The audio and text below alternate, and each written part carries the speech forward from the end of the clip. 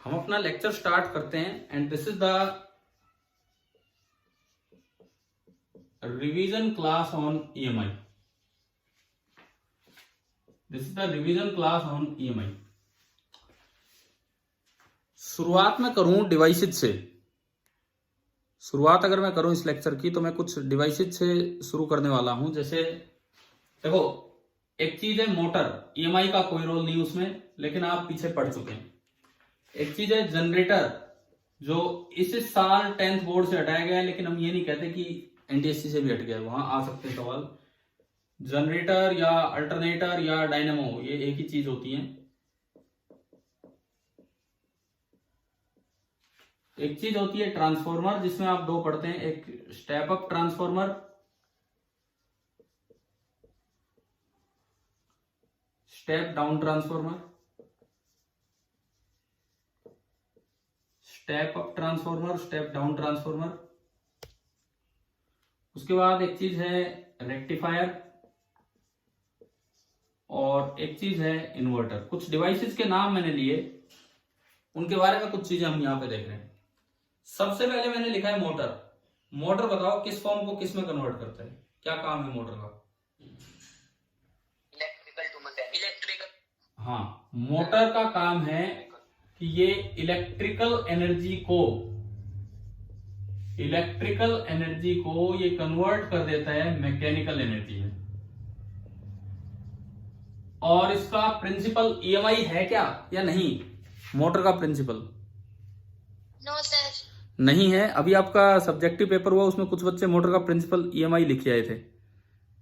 EMI का कोई role नहीं है उसमें, वो तो बस फोर्स लगने वाली बात है, मैग्नेटिक फोर्स लगता है करंट कैरिंग वायर पे। जनरेटर ये किस पे बेस्ड होता है? इसका प्रिंसिपल क्या होता है? Electromagnetic induction. इसमें कौन सी एनर्जी किस में कन्वर्ट होती है? Mechanical energy to electrical energy. Mechanical energy to electrical energy. अगले दो हैं ट्रांसफॉर्मर। क्या इनका प्रिंसिपल ईएमआई है कि नहीं? ट्रांसफॉर्मर का बताओ,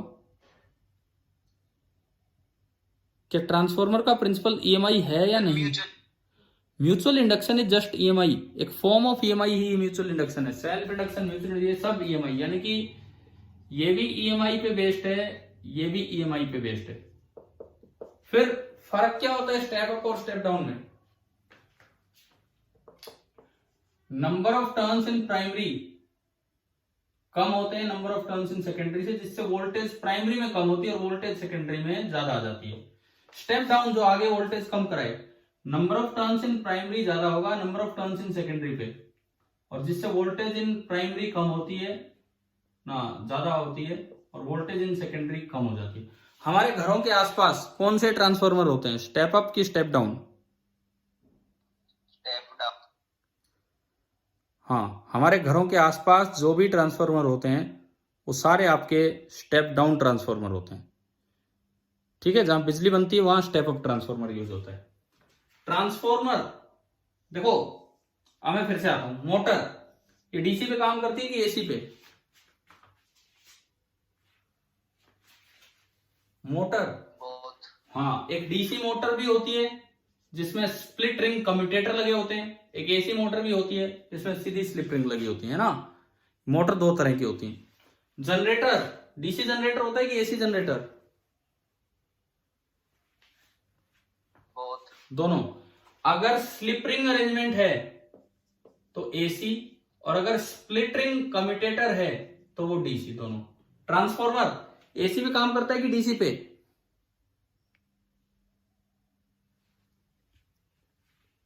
ट्रांसफॉर्मर में ये जो फॉर्मूला होता है Vs upon Vp is equal to Ns upon Np, ये एसी पे काम करता है कि डीसी पे काम करता है ट्रांसफॉर्मर?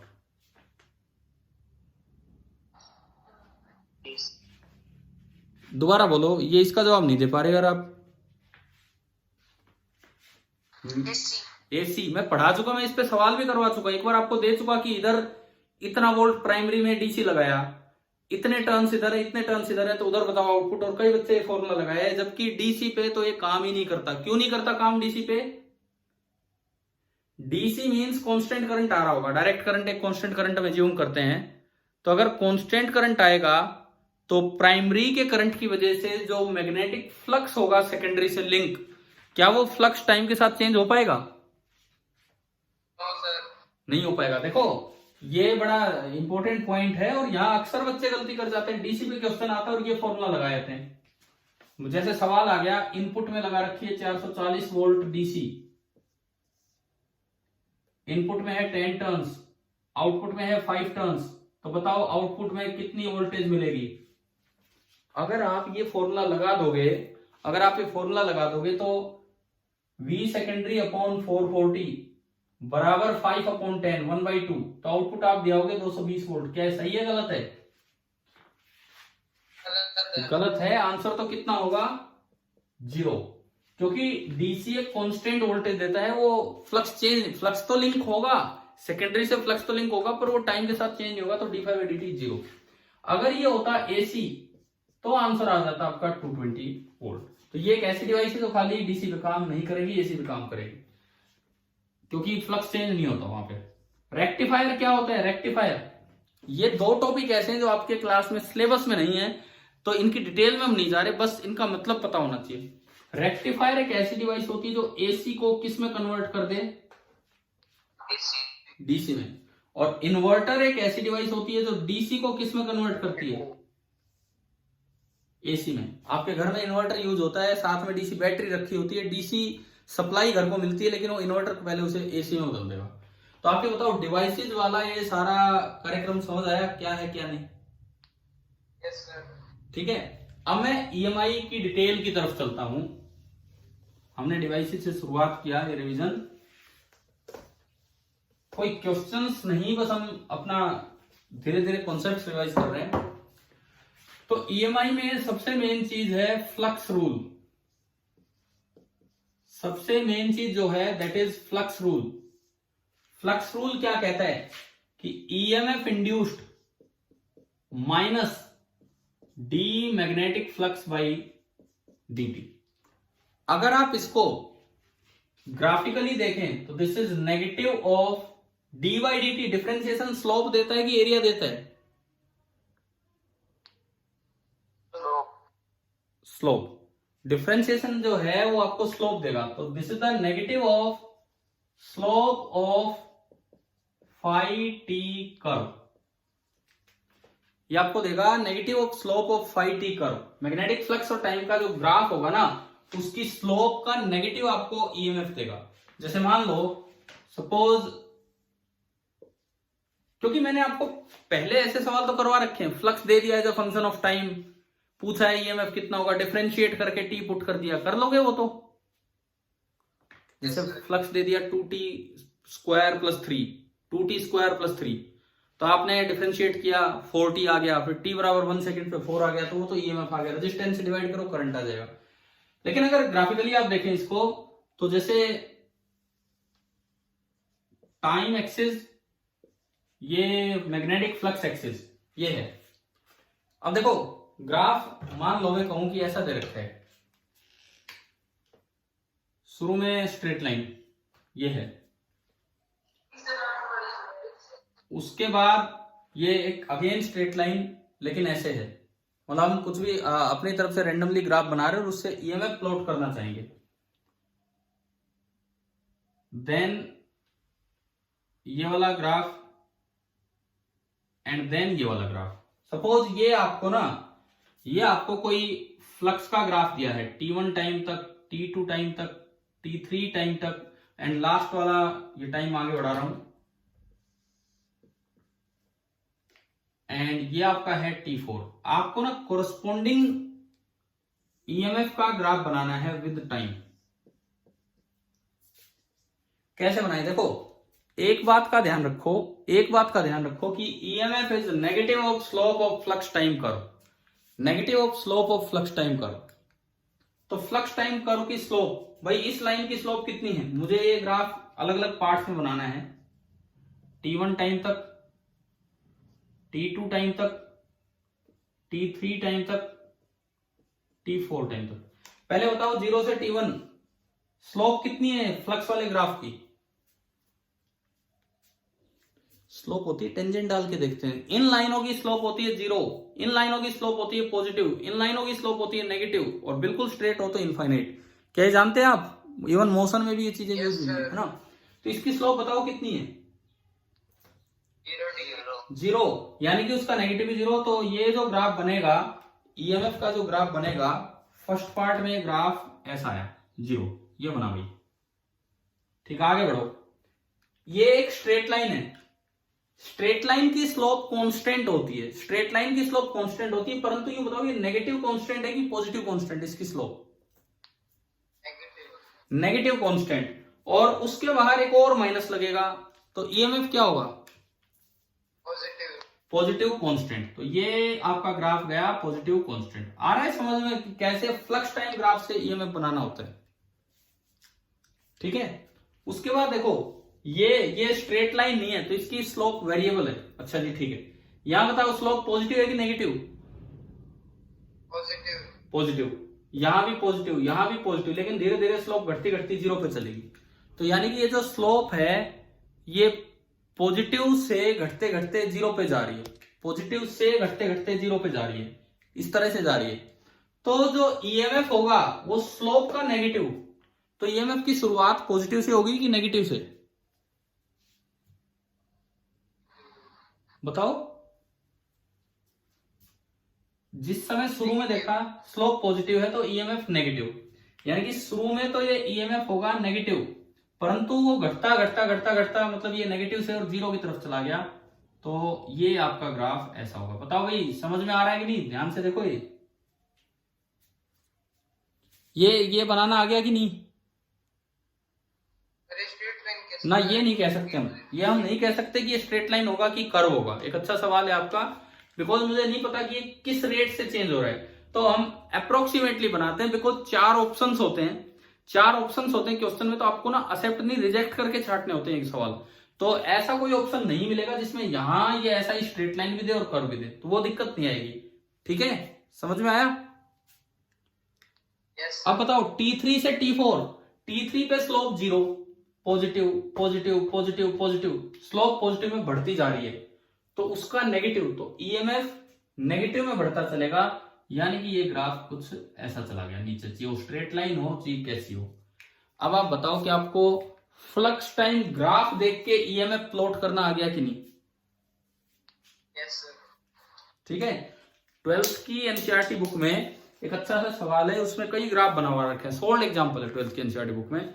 उसमें पहले फ्लक्स मांगा, फिर उससे ईएमएफ मांगा, फिर पावर फोर्स, कई चीजें चलती गई। तो हमने तो फ्लक्स से ईएमएफ बनाना सीख लिया। वो ग्राफ ऐसा नहीं है, वो इससे अलग है, छोड़ो उसको, हमें रटने थोड़ी है, हम तो एक तरीका सीख रहे हैं कि क्या है।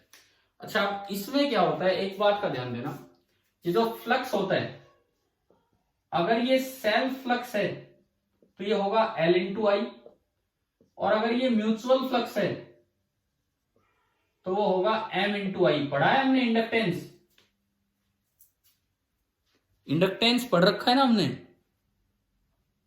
L और M, है ना? तो सुनो, अब कई बार क्या होता है क्वेश्चन में करंट का वेरिएशन दे दिया, तो अगर मैं फाई टी की बजाय आई टी का ग्राफ दूं, आई टी का ग्राफ, कि भाई किसी चीज में करंट ऐसे फ्लो कर रहे हैं और उसका ग्राफ दे दिया, तो वहां से जो फाई होगा वो केवल L टाइम्स या M टाइम्स होगा। केवल L टाइम्स या M टाइम्स होने का मतलब है कि ये ग्राफ थोड़ा बड़ा या छोटा हो जाएगा, शेप यही रहेगी।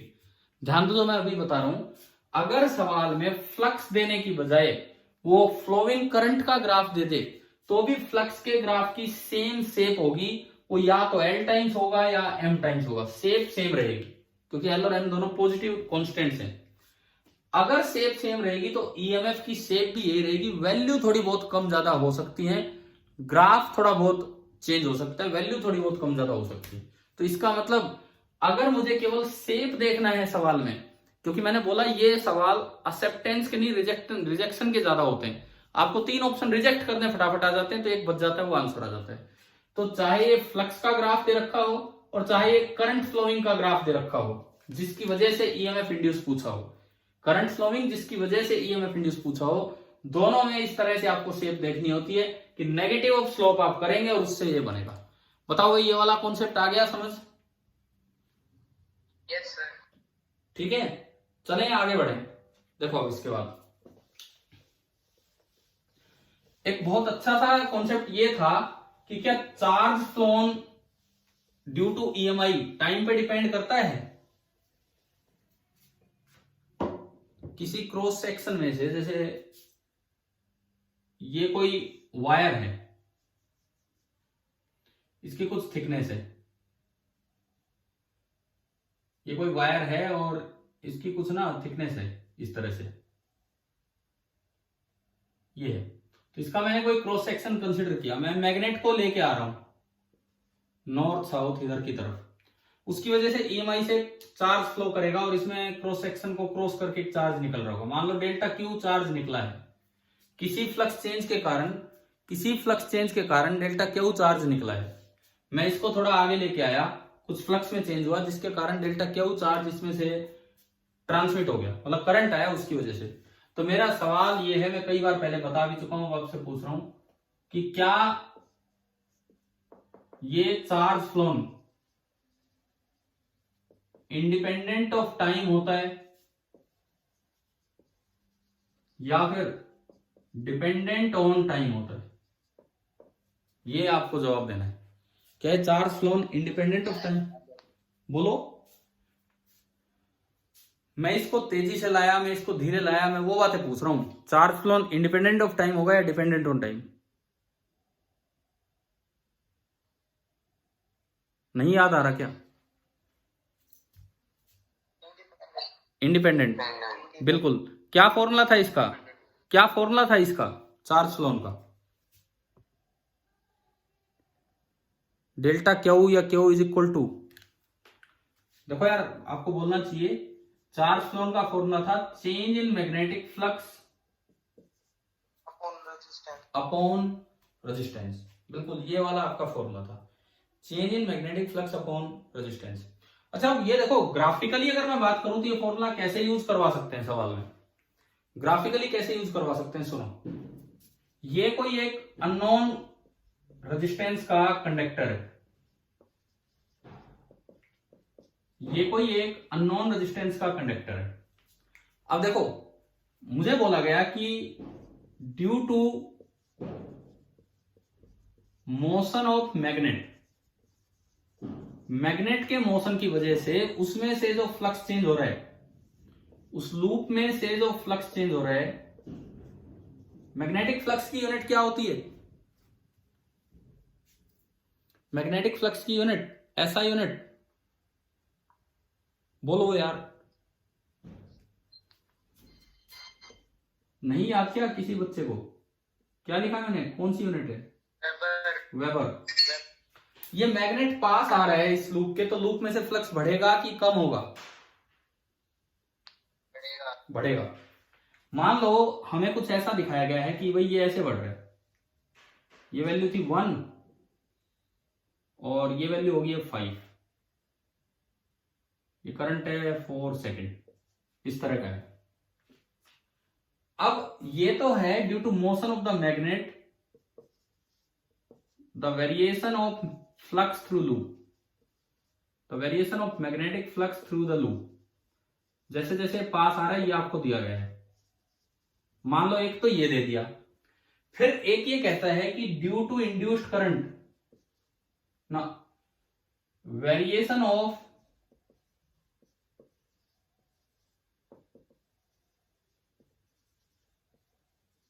Induced current with time. भाई आप इसको लेके आ रहे हो तो उधर जो है वो इंड्यूस्ड करंट आपको दे रखा है, वो वेरिएशन कैसा भी दे सकते हैं, उससे तो मुझे क्या मतलब। मान लो विद टाइम ये जो करंट है एम्पियर में आपको दिया, ये कांस्टेंट भी हो सकता है, ये वेरिएबल भी हो सकता है, लेट इट बी कांस्टेंट, 0 से लेके 4 सेकंड तक। सपोज ये करंट है 2 एम्पियर। अब देखो यार कितना सही तरीके से यहां पे सवाल बन गया है, देखिए ध्यान दीजिए। अब इस फॉर्मूले को मैं ग्राफिकली यूज करवा रहा हूं, वो देखिए आप। पहली बात आपको ये बताया कि ये जो चार्ज फ्लो है this is independent of time, ये टाइम पे डिपेंड नहीं करेगा, this is independent of time. सबसे पहली चीज तो हमने ये सीखी। दूसरी बात, मैग्नेट को लाने से उसका फ्लक्स ऐसे चेंज हो रहा है विद टाइम, और उससे जो करंट इंड्यूस हुआ वो ऐसे हो रहा है विद टाइम। मुझसे पूछा है कि इसका रेजिस्टेंस कितना होगा, ये बताना है। बताओ बताओ कैसे करें इन दो ग्राफ्स को देख के रेजिस्टेंस।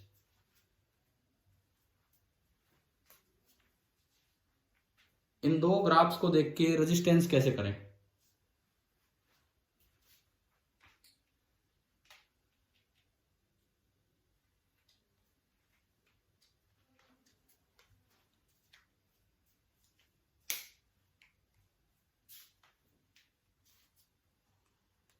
हम ये बता पाओगे?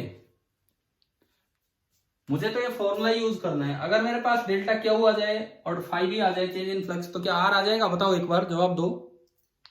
Yes sir. ठीक है, तो पहले डेल्टा 5e, तो यहां से देखो ना फ्लक्स में चेंज कैसे निकालें, स्लोप से, एरिया से, या डायरेक्ट रीड करें? Direct read. हाँ, इसमें ना तो स्लोप निकालना ना एरिया, बिकॉज फ्लक्स एक्सिस दिख रहा है। तो इधर वाले ग्राफ को देख के मैंने डेल्टा 5e निकाला एसआई यूनिट में। बताओ कितना है 0 से 4 सेकंड में डेल्टा 5 माइनस 1, 4 सेकंड में 5 माइनस 1 यानी कि आया 4 वेबर। पहले ये बताओ क्या ये समझ में आ गया? हाँ भाई, क्लियर है? अब उधर चलो, अब मुझे डेल्टा क्यू निकालना है। करंट टाइम ग्राफ से चार्ज कैसे निकलता है, चाहे वो कांस्टेंट हो चाहे वेरिएबल हो। करंट टाइम ग्राफ से चार्ज कैसे निकलता है? स्लोप से, एरिया से, या डायरेक्ट रीड किया जाता है?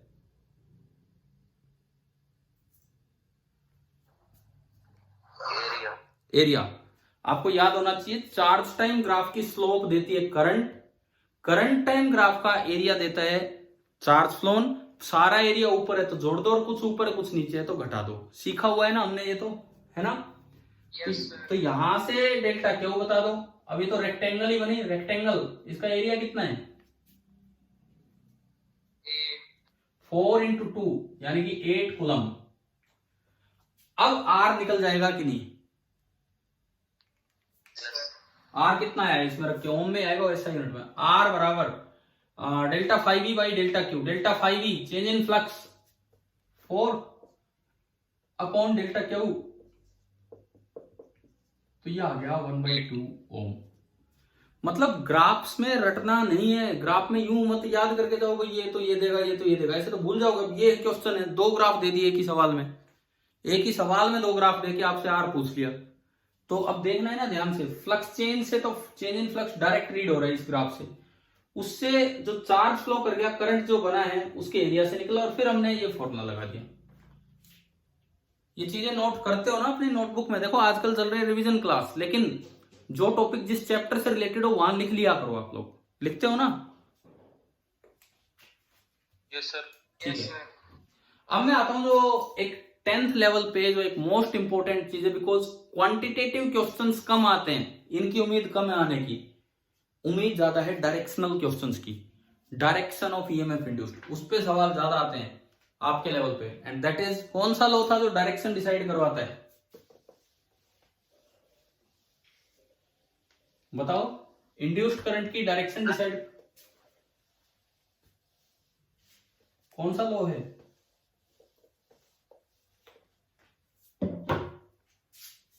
Fleming right hand rule. चलो मैं एक बार उस पर आ जाता हूं। इन्होंने इसका नाम लिया direction of induced current. Straight wire है, 90 डिग्री पे चल रही है, तो आपका है फ्लेमिंग्स राइट हैंड रूल। किसने नाम लिया, नाम बताओ एक बार अपना, फिर मैं रिवाइज करवा रहा हूं। हिमांशु भाई, मेरे दिमाग में कोई दूसरा रूल चल रहा था, तो दूसरा रूल और बताओ, मैं ये नहीं सोच पा रहा था अभी। ये केवल तब लगता है जब स्ट्रेट वायर और लूप में कौन सा लॉ लगता है डायरेक्शन ऑफ इंड्यूस्ड करंट निकालने के लिए? पढ़ा ही हमने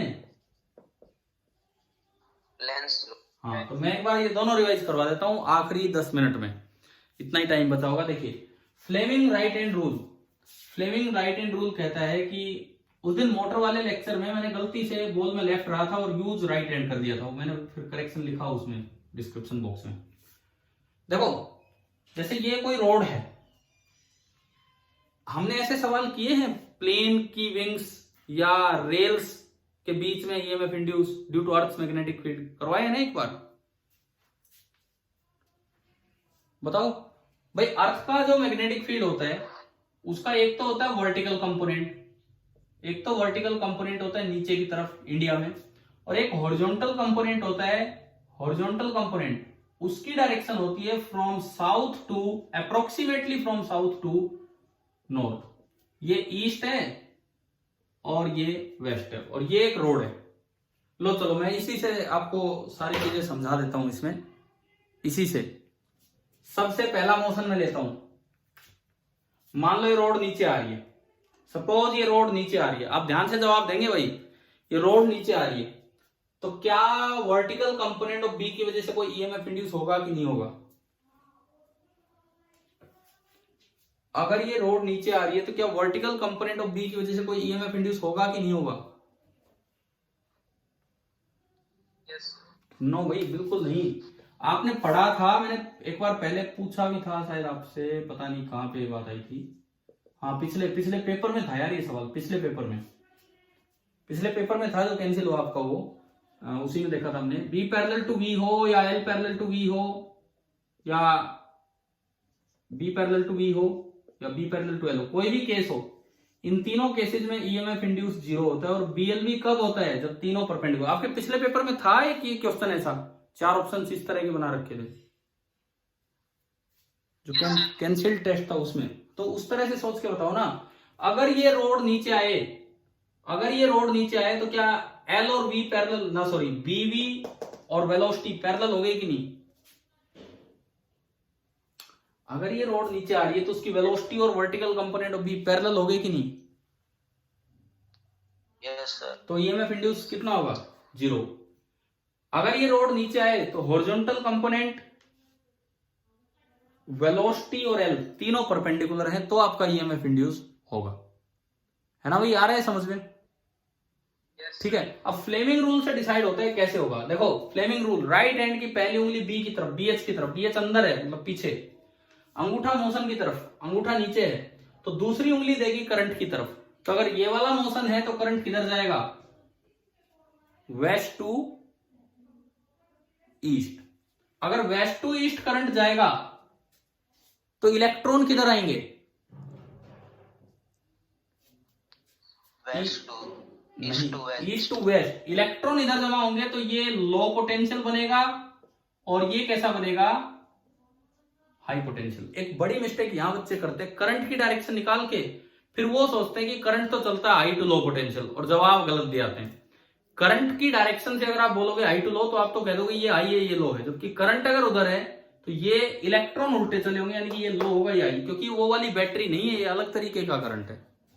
समझ में आया? ठीक है। अब मान लो, यस सर, सपोज ये एक ट्रेन है और वो जा रही है वेस्ट की तरफ, ट्रेन जा रही है वेस्ट की तरफ, और ये उसके दोनों टायर्स के बीच की रोड है।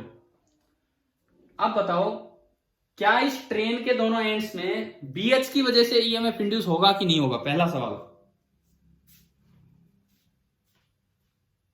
क्या इस ट्रेन के दोनों एंड्स में बीएच की वजह से ईएमएफ नहीं होगा? क्योंकि बीएच और एल पैरेलल हो गए, बीएच और एल। हाँ, लेकिन बीवी की वजह से इंड्यूस होगा। बीवी इधर है, एल इधर है और वेलोसिटी इधर है। अब इसमें भी बता दो कौन सा एंड हाई पोटेंशियल होगा, कौन सा लो, या करंट कैसे आएगा? फ्लेमिंग राइट हैंड रूल, पहली उंगली बी की तरफ, बी इस बार बीवी काम आ रहा है, बीवी, तो ये अंगूठा मोशन की तरफ, अंगूठा किधर है? किधर करूं अंगूठा? मोशन किधर है इसका, ट्रेन का? वेस्ट की तरफ। तो ये दो अंगूठा हो गया वेस्ट की तरफ। तो जो दूसरी उंगली वो बाहर की तरफ आ रही है, बाहर कौन सा है हमारे डायग्राम में? साउथ को आउटवर्ड मत बोलिए ना यार, क्वेश्चन ये भी गड़बड़। यानी कि करंट ऐसे बना, तो करंट तो फ्लो करेगा नॉर्थ टू साउथ, लेकिन लो पोटेंशियल कौन सा होगा और हाई पोटेंशियल कौन सा होगा?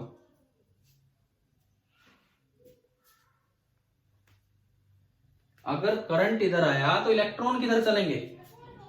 अगर करंट इधर आया तो इलेक्ट्रॉन चलेंगे करंट इधर तो इलेक्ट्रॉन उल्टे, साउथ से नॉर्थ तो इलेक्ट्रॉन यहां जमा हो रहे हैं, यहां पॉजिटिव हो जाएगा, तो ये तो पॉइंट बन गया लो पोटेंशियल पे और ये पॉइंट बन गया हाई पोटेंशियल पे।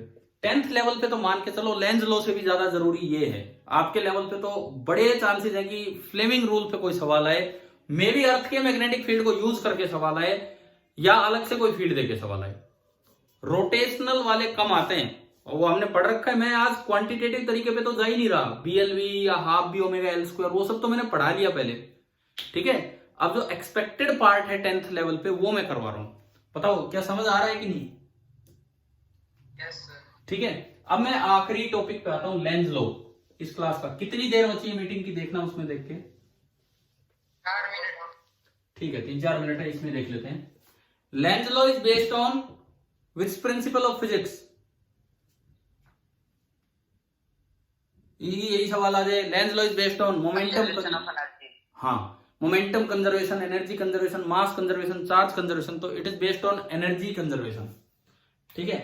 लेंज लॉ क्या कहता है कि जो भी चेंज होगा जिसकी वजह से फ्लक्स आया, उस चेंज को अपोज करने के लिए, जिसकी वजह से ईएमएफ आया, उस चेंज को अपोज करने के लिए करंट आता है, उस चेंज को अपोज करने के लिए। जैसे फॉर एग्जांपल मान लो एक ये लूप है और एक ये लूप है, सुनो इसमें करंट फ्लो कर रहा है, ये दूसरा रखा है बिना बैटरी के, इसमें बैटरी लगी जिससे करंट फ्लो कर रहा है। पहला case current is constant with time, तो बताओ दूसरे में कुछ होगा कि नहीं होगा? इस करंट की वजह से इसमें से फ्लक्स होगा या नहीं होगा? जल्दी बोलो, इतना टाइम है। इस करंट की वजह से इसमें से फ्लक्स होगा या नहीं होगा? अरे बोलो, इस करंट की वजह से इसमें से फ्लक्स होगा या नहीं होगा? फ्लक्स होगा, लेकिन वो कांस्टेंट होगा, कांस्टेंट होगा तो उसका डिफरेंशिएशन 0, तो ईएमएफ इंड्यूस कितना हो जाएगा? 0। दूसरा केस करंट बढ़ रहा है टाइम के साथ, करंट बढ़ रहा है टाइम के साथ, ये देखो अगर ये करंट बढ़ेगा तो इसके मैग्नेटिक फील्ड लाइंस यहां बाहर निकलेंगी, इसकी मैग्नेटिक फील्ड लाइन यहां बाहर निकलेंगी तो उसके अंदर जाएंगी, ये फील्ड लाइन आ गई बनानी, हाँ भाई बताओ। Yes, sir. है ना, तो इसमें फील्ड अंदर की तरफ है, क्रोस्ड फील्ड है इसके अंदर, अंदर की तरफ है, करंट बढ़ रहा है तो ये फील्ड भी बढ़ेगा। अब लेंज लॉ लगाओ, अगर ये फील्ड बढ़ रहा है और अंदर की तरफ है तो इंड्यूस्ड करंट कैसे आएगा? इसको अपोज करवाएगा, इसको सपोर्ट करवाएगा? अपोज। अपोज मतलब इंड्यूस्ड करंट का फील्ड बाहर आना चाहिए, बाहर आने का मतलब यूं बनना चाहिए, यूं बनना चाहिए, तो ये इंड्यूस्ड करंट है। अब मान लो पूछ लिया जाए ये अट्रैक्ट कर रहे हैं, रिपेल कर रहे हैं, यहां थोड़ा मैग्नेटिज्म वाला पार्ट यूज हो गया।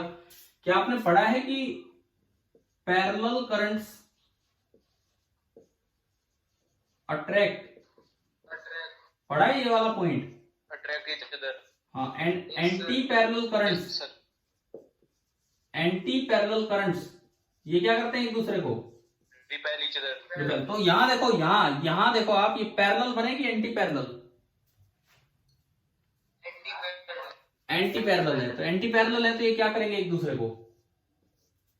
Repel. रिपेल, दूर करेंगे, ठीक है। मतलब ये वाला कॉन्सेप्ट भी इंपॉर्टेंट है मैग्नेटिज्म का, जो ईएमआई में काम आता है, दो लूप्स में अक्सर ये चीज काम आती है। तो लेंज लॉ सिंपल एक लॉ है जो केवल आपको एनर्जी कंजर्वेशन का यूज करवा के, हम नहीं जानते उसमें, हम इस डिटेल में नहीं जाते कि कैसे एनर्जी कंजर्वेशन यूज हुआ अभी, लेकिन हम बस ये जानते हैं कि जो भी फ्लक्स में चेंज हो रहा है जिसकी वजह से ईएमएफ आया, उस चेंज को अपोज करने के लिए करंट आएगा।